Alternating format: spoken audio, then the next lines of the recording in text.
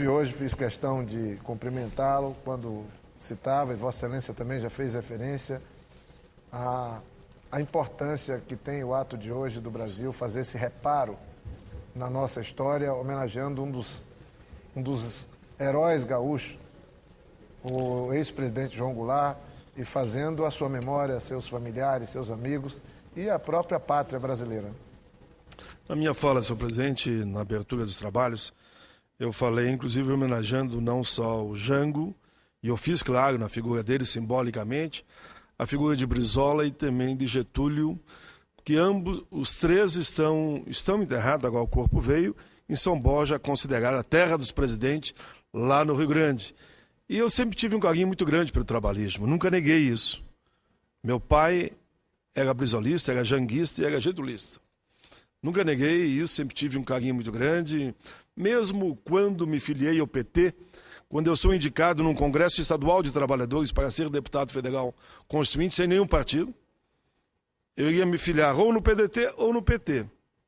De um lado estava, na época, Carlos Araújo e hoje a presidenta Dilma no PDT, para que eu me filiasse no PDT, naquela época. Do outro lado, de forma muito hábil, o movimento sindical gaúcho convidou o presidente Lula para dialogar comigo sobre a filiação. O Lula falou comigo 1 hora e eu acabei me filiando, naturalmente, sabe, pelo poder de convencimento que tem, sedução que tem o ex-presidente Lula, e isso ninguém tem dúvida. É um líder internacional, ninguém duvida isso. Eu só não estive lá, justifiquei, porque eu estava entregando o relatório final do PL 122, que eu acho que conseguimos construir um grande entendimento, não unanimidade, mas um grande entendimento, para que essa matéria, de uma vez por todas, seja votada nas comissões e aqui no plenário. E depois a senadora Ana Rita teve que viajar para o Espírito Santo e eu acabei presidindo a sessão daquela comissão que tratava sobre violência contra as mulheres. Mas falei aqui de Jango inúmeras vezes, tenho usado a tribuna para falar um pouco da história do Jango, tenho uma relação muito próxima do filho dele, e também da esposa dele, que esteve comigo aqui diversas vezes, dialogando sobre a caminhada, a história bonita do Jango, que tem que, de fato, ser reescrita.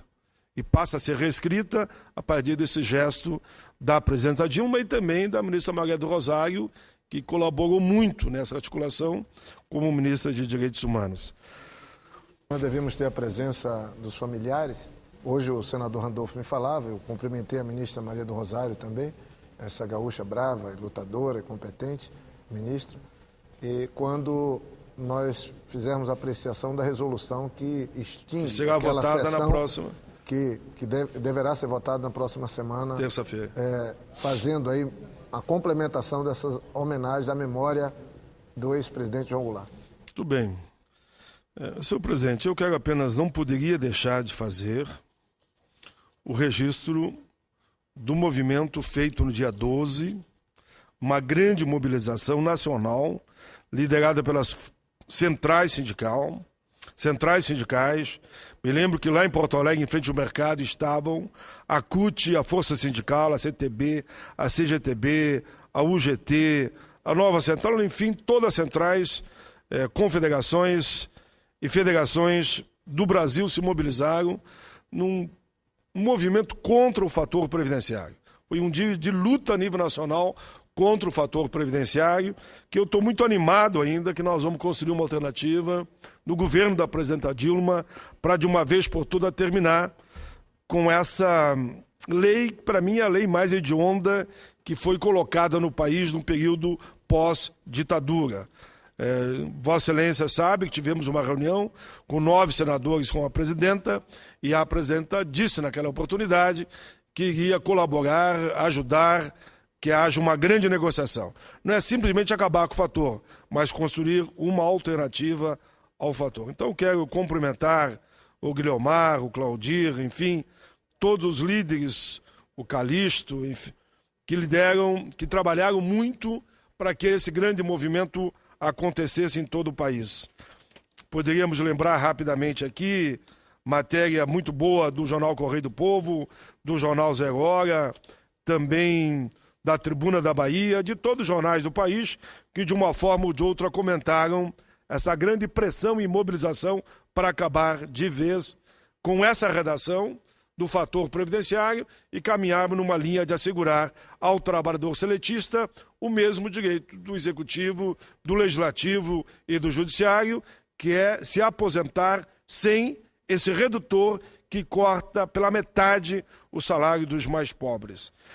Em segundo lugar, senhor presidente, de forma muito rápida também, quero mais uma vez falar da tribuna da importância da Câmara, a importância do Senado aprovar o projeto da Câmara dos Deputados, projeto de lei complementar 238 de 2013, que veio do Executivo, que estabeleceu mudanças da dívida dos estados e municípios com a União.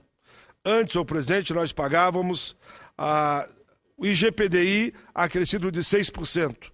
Com essa negociação, passa a ser o IPCA e somente 4% ao ano, ou a taxa Selic. É uma grande inovação que vai atender a maioria dos estados brasileiros, por isso que não entendi por que até o momento não votamos, quando há o compromisso do Senado votar essa matéria com urgência. Eu espero, senhor presidente, que essa casa vote. Eu me nego a acreditar, como alguns já me disseram, que tem um ou outro parlamentar que está querendo negociar coisas que não tem nada a ver com a dívida dos estados para aceitar a votação de um projeto que o Executivo deu o sinal verde e que está disposto a renegociar a dívida dos estados. O governador Tarso Genro trabalhou muito nesse sentido, esteve aqui em Brasília, representando os 3 estados do Sul, apoiando a proposta da Câmara, que tem o aval do Executivo.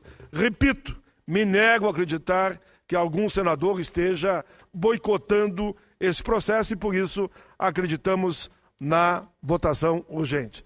Atendendo o pedido aí do presidente, o presidente tem que viajar, eu encerro pedindo a Vossa Excelência que considere na íntegra o meu pronunciamento. Obrigado, presidente. Só Vossa Excelência, senador Paim, porque o colega Suplicy realmente tem um voo para São Paulo, você sabe da dificuldade, e ele precisa também fazer uma homenagem ao seu conterrâneo, nosso presidente João Goulart.